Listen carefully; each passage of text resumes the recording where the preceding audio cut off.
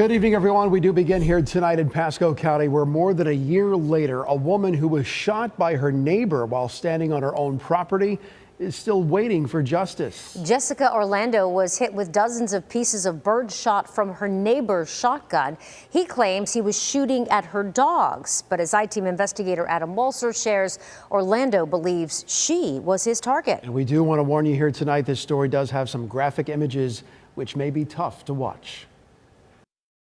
Calls advising they heard arguing and some shots fired. We have an additional caller calling in now saying that someone got shot.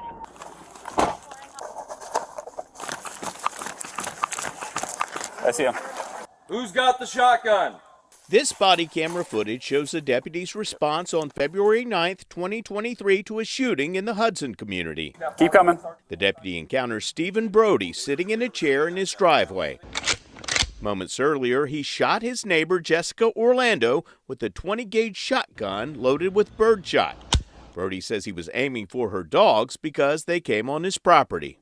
The one that's the most vicious stopped and turned, and I thought he was going to run up the porch after me, so I shot. Okay. I didn't. Where did you shoot?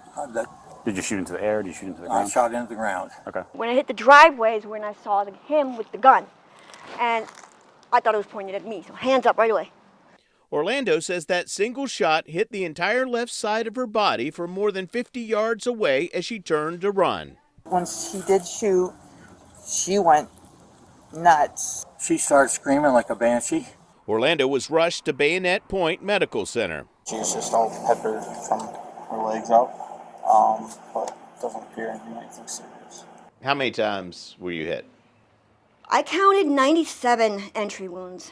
The police report says the fence between their properties is 101 feet from Brody's front door. Orlando says she was standing well behind her fence line when she was shot. Nobody here is saying that she was in the yard. Correct. Nobody is here saying that she was in the yard. The shot on the rounds just flew through the air and hit her somewhere over there. That's what it's looking like. Interesting. I don't think it was so much of an accident.